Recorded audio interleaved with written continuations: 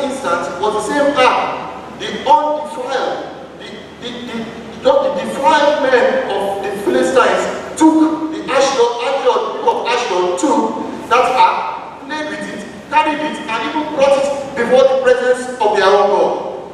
The same ark, they had authority, the audacity to touch it. Why? Because God moves in mysterious ways. God has already set them for destruction. And whenever God moves to fight your enemies, it destroys them completely. It has its own tactics. It has its own plans.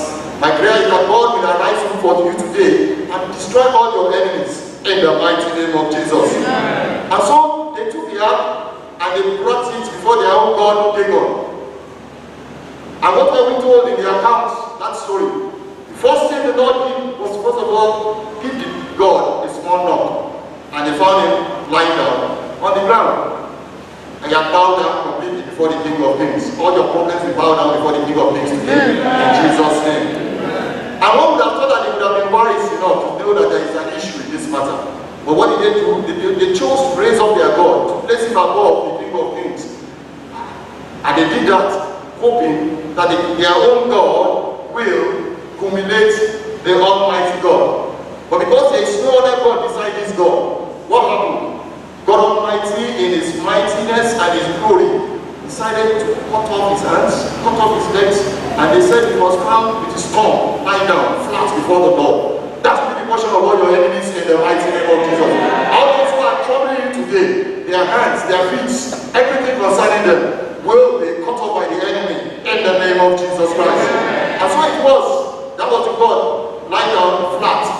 And because God moves in mysterious ways, he had dealt with their God, and he now dealt with them in Psalm 6, in that same passage, verse 6. What were we told? They were smitten with emeralds, every one of them. Almighty afflicted every one of them with emeralds. Every one, we are told. That is God in action. And that's why I know that for somebody today, God will arise and fight for you in Jesus' name. Remember the word of God also in Exodus chapter 14, verse 23 to 28. Here we read the account of the Israelites. It was a situation in which the Israelites had already left the camp of the Egyptians, and they were on their way to the promised land. And we are told that they got to the Red Sea, and God Almighty told Moses to stretch forth his rod. And as he stretched forth the rod, the sea departed, and the Israelites were walking through. And then the Philistines must have looked and said, wow, this is it, we have got them. The Israelites were on their feet, and they were going. But here were Pharaoh and his team, and chariots and everything. Because the Almighty God moves in different ways, and he demonstrates his power in different ways. He allowed the chariots and Pharaoh and his men to come into the sea. And we are told in verse 26 of that passage, at a point when they had all gathered, not a single one of them was missing. Praise the Lord. Not a single one of the Egyptians was missing. And that's why I know that all your enemies, not one of them, will remain standing at the end of today in the name of Jesus Christ. Not one of your enemies will remain standing today in the name of Jesus. And so they gathered and they entered into the sea to pursue the Israelites. And we are told that in verse 26 or thereabout, the Lord God Almighty moved in a miraculous way. He moved on the wheels of the chariots. He took out the wheels of the chariots. And then the Egyptians now discovered that their end has come, and they are tempted to run back. Every plan of the enemy to run back will fail today in Jesus' name. Because today is the day, your day of destruction in the name of Jesus. And we are told God told Moses to look back and stretch forth his rod, and the Red Sea came upon them to swallow every one of them. All your enemies will be swallowed even today in the Red Sea in the name of Jesus. All the tormentors will be swallowed in the Red Sea in the name of Jesus. What are we saying? We are telling you today that God deals with enemies in his own way and in his own time. So you need not to fret. You need not to be worried. Because God Almighty, what he wants to do, he will do. Because he's the Almighty. And he knows the best way to humiliate your enemies. And that's what we do today in the name of Jesus Christ. In 2 Chronicles chapter 20, verse 21 to 23, we read about the armies of Ammon, Moab, and Seir, who had gathered against the Israelites. And here was Jehoshaphat. He didn't know what to do. But because God is Almighty, he already knows what he wants to do. And whatever he does it to ensure that he humiliates the enemy completely. That's why I know today the enemy will be completely humiliated in your lives in the name of Jesus Christ. And what did he do? He told the Israelites to gather together, and they should call those who can sing. They sang praises. And while the song was going on, what happened? The themselves. I said that is going to be the portion of your enemies in Jesus' name. As they gather from different angles, from the east, from the west, from the north, from the south, and they gather against you, they will begin to kill themselves in the name of Jesus. They begin to attack themselves in the mighty name of Jesus. And that was how God Almighty dealt with this one in a different way, completely from how he used to do. So you can never predict the will of God. And that is why I know for sure, whichever way the enemy comes, God Almighty has a way to deal with them, and he will surely deal with them in the mighty name of Jesus. Was it the case of the wall of Jericho in Joshua chapter 6, verse 3 to 5 and verse 20? We read another account of the Israelites in which the wall of Jericho was serving as a stumbling block. I know even today that just as the wall of Jericho fell, every wall of Jericho that is contending for your peace, every wall of Jericho that is contending for your joy, will fall today in Jesus' name. That wall of Jericho that seems impossible to fall, because the Almighty, who is the one who has never lost a battle before, because all other gods are no gods compared to him, they will fall today in the name of Jesus Christ. And so we see what God Almighty did even in this account. What did he tell the Israelites to do at this point? He said that for 6 days they should go round, march just round. Imagine marching around the world. That's all. Let's just go around the world once for the very first 6 days. You can imagine the citizens of Jericho looking at them. They say these guys was mad. There was something wrong with them. But here they were marching around the world for 6 days. And on the 7th day, he said that they should march around for 7 times. And at the 7th time, they should blow the trumpet and shout. And just as they did so in obedience to the Almighty God, what happened? The wall of Jericho fell. And that's why I know that for you today, every wall of Jericho that is standing against you will fall in the name of Jesus. Every wall of Jericho that is before you today, because the Almighty is the one that is backing you up, because the Almighty is with you today, that wall will surely fall in the name of Jesus Christ. What of the case of Goliath? Goliath, God Almighty also showed himself great and mighty in 1 Samuel chapter 17. God Almighty in his mercy would have probably said, okay, one person in the army of Israel that was fully equipped to go in battle against Goliath. But to show that he's the Almighty God, to show that he can use anything to defeat, to destroy the enemy. What did he use? He used a poor shepherd boy, a little shepherd boy, with a sling and with 5 stones. What did he use? He used just stones to bring down the mighty Goliath, who had been terrorizing the Israelites for long. Praise the Lord. The way God is going to move before you will be an amazement in Jesus' name. Because he's the amazing God. He will amaze you with his works even today in the mighty name of Jesus. Praise the Lord. Point number 3, as we see, talking about this God, is that he's a God of second chance. What's part of what I see even in our passage today? That God is a God of second chance. Why do I say so? When the Israelites, when the Philistines brought Ashdod, when they brought the ark before Dagon, what did he do? As we said earlier, he brought Dagon down and made him to prostrate before him completely. Meaning that he was giving them a second chance to think, to reconsider their act of stealing the ark of God. What did they do? They refused to. And that's why, despite the fact that God is a God of second chance, you will determine what you will make of that chance. My prayer is that even as he gives you a second opportunity even today to reconcile yourself with him, you will not miss it in Jesus' name. Amen. You will not miss it in the mighty name of Jesus. Amen. And so, God gave the citizens of Ashdod a second opportunity to reconsider their ways. But what did they do? They threw it away until when God Almighty himself came down mightily. There are some people in the Bible also who chose to use God's warning to turn around their situation. But some, despite that warning, decided to do nothing about it, and it led to destruction. My own prayer is that when God is telling us, when the Holy Spirit is ministering unto us, that my son, you are doing this wrong. My son, you are doing this wrong. My prayer that we heed that warning in the mighty name of Jesus. Amen. And so when we look at Jonah chapter 1, verse 2, Jonah chapter 1, verse 2, we see God who sent Jonah. We see God who sent Jonah to the city of Nineveh. He said in that verse that he had seen the wickedness and the evil which the citizens of Nineveh had done. But because he's a God of second chance, he wanted to give them another opportunity to reconsider and to reconsider their ways. That's why God is saying to someone today, reconsider your ways. I am giving you another opportunity. Don't lose it, because it will be too late. It will be too late for you in Jesus' name. And so what happened in that encounter was that eventually when Jonah got there, of course we know the story about him in the swallowed for 3 days and so on, which is not relevant here at this moment. But eventually when he got there to deliver the message, what did the people do with that message? The Bible recollects in Jonah chapter 3 verse 4 and 5, that when they heard the message, they immediately called themselves together and said, hear what God has said, that he was coming to destroy them mightily because of their evil acts. But what did they do? They decided to gather themselves to pray and to fast and to seek the face of the Lord. When God is giving you a second chance, what do you do with it, brethren? What do I do with it? What do I do with it? That is the question. And there was God who gave these people a second chance. And what did they do?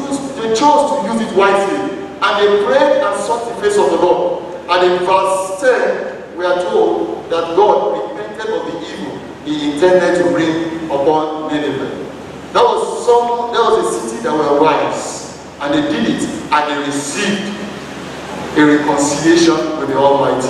My prayer today again is that even as God warns us, we will heed advice and turn around for good in Jesus' name.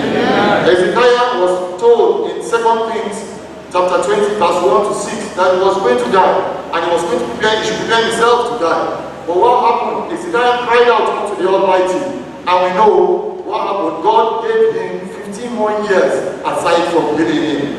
He used the warning of God wisely. But there are people who got the warning of God and used it unwisely, and that will be your portion in Jesus' name. You know the case of Eli in 1 Samuel chapter 3 verse 18. Eli was told that because of what his sons had done, this was what would happen to him. But he said something in 1 Samuel chapter 3 verse 18, which I want us to quickly look at. 1 Samuel 3:18. 1 Samuel 3:18. 1 Samuel chapter 3 verse 18. Here was Eli who had been warned and had been told what God was going to do. And what did he say? And Samuel told him every whit and hid nothing from him. And what did he say? It is the Lord. Let him do what seemeth him good. That was a clear case of I don't care whatever he wants to do. He had the opportunity to repent. He had the opportunity to ask for forgiveness, but he threw it away. My prayer is that you will not throw such an opportunity away in Jesus' name. When God decides not to look at all the sins of my past and gives me that opportunity to repent, I pray that I will never lose it and you will not lose it in Jesus' name. Amen. And this opportunity can always come to an end. That's the truth about it. But my prayer is that that will be our portion in the name of Jesus. Because we know what happened to Eli at the end. He died in a terrible way. He refused to heed the advice of God. And that will be our portion in Jesus' name. We also take the account of Pharaoh in Exodus chapter 5. Despite several warnings from Moses told him the counsel of the Lord. He chose not to take it. And at the end of the day, the Egyptians were put to shame. All your enemies today will be put to shame in Jesus' name. Point number 4, the final point, is that God has no rival. God has no rival. There's one statement somebody said in camp sometime. He said, Christ has no competitor. All he has are imitators. Praise the Lord. Christ has no competitor. God has no competitor. All he has are imitators. They cannot do what God can do. He has no rival. That is demonstrated in 1 Samuel chapter 5 verse 4. He showed himself great. By the time he destroyed the gods of the Ashdods, he destroyed them completely and brought Dagon down. He humiliated them completely, just to show that he will never share his glory with any man. In 1 Kings chapter 8, we know the story of the prophets of Baal in their encounter with God Almighty. Elijah prayed one simple prayer, and what happened? Fire fell. And at the end, what did the people say? God is God. That will be the testimony of your enemies today in the mighty name of Jesus. As the amazing God arises on your behalf to fight today, that will be the testimony of your enemies that God is indeed God in the mighty name of Jesus. In 12, verse 21 to 23, we see Herod, who came out and spoke powerfully, and everybody ascribed him as a god. They called him a god, trying to compare this man, mortal man, created by man, by God, comparing him with the Creator. And what happened? God sent down instant judgment upon him, and we are told that he was killed and immediately eaten up by worms. That will be the portion of anything that is trying to share his glory with God in your lives, in the name of Jesus Christ. In the almighty name of Jesus, anything that wants to attempt to share the glory of God in your life, God Almighty will destroy in the name of Jesus. And when we talk about Satan, in Isaiah chapter 14, verse 12 to 13, he attempted to sit with God. He attempted, he told him he was going to rise to high places and sit with the Almighty. But God Almighty brought him down. Just as going to bring all your enemies down today in the name of Jesus. Everything that is contending with your peace, with your joy, with your health, with your success, with your promotion, God Almighty will bring them down in the mighty name of Jesus. I want us to read Isaiah chapter 42, verse 8 as I begin to close. Isaiah chapter 42, verse 8. Isaiah chapter 42, verse 8. It says, Isaiah 42, verse 8, I am the Lord, and that is my name, and my glory will I not give to another, neither my praise to graven images. This is the Almighty God. He will never share his glory with any man. So anything that wants to contend for that glory, God Almighty will bring down, as he has done today, in the mighty name of Jesus. So brethren, what am I saying today? That God is the God of second chance. He has no rival. He will deal with your enemies in the way that he wants to and at the appropriate time, in the mighty name of Jesus. There is a victor in the house today, and he will be a victor forever in the name of Jesus. There is somebody that he will not see his enemies any longer. Just as the Egyptians, others as the Israelites saw those Egyptians no more, so shall it be for someone in the house today, in the mighty name of Jesus. Praise ye the Lord. As I close, I want to appeal once again. We have seen how God moves, how God fights his battles. Anyone who is yet to surrender himself to the Almighty is an enemy of God. Whenever I see the way God deals with his enemies, it makes me afraid, brethren. I am scared, because I know that anyone that wants to contend with God, he always deals with them ruthlessly. We have seen the several encounters today. We see how he dealt with Goliath with ordinary stones. See how he dealt with the Ammonites, the Moabites, just by praises. See how he brought the down the wall of Jericho. That is the Almighty God for you. See how he dealt with Dagon and the people of Ashdod.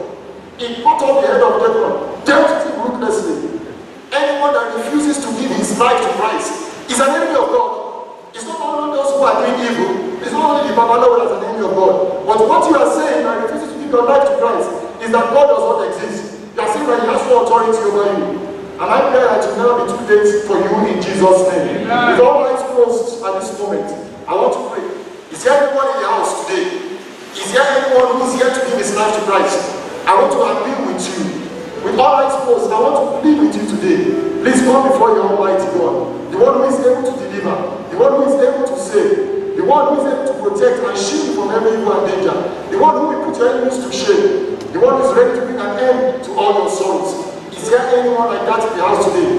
Remember, if you are an enemy of God, he knows. If you have refused to give your life to him, he knows. He knows you. You can't hide from him. So I want to plead with you if you are in the house this morning. If you are in the house this morning and you know that you have an issue and that you are not in a relationship with the Almighty God, the one who is the Alpha and Omega, the King of Kings, the Lion of the tribe of Judah. If you are here today, I want to see your hand. Just lift up your hands unto the Almighty. And God Almighty is here to save. He's here to deliver. He's here to deliver you from the power of the enemy. Is there anyone in the house like that? Anyone in the house that wants to give his life to Christ today? Remember, it may be too late. It can be too late. God is a God of second chance, when he can equally close that door. So if you are here this morning, you are not giving your life to Christ, I beg you, in the name that's above every other name, please come before him. Surrender before him today.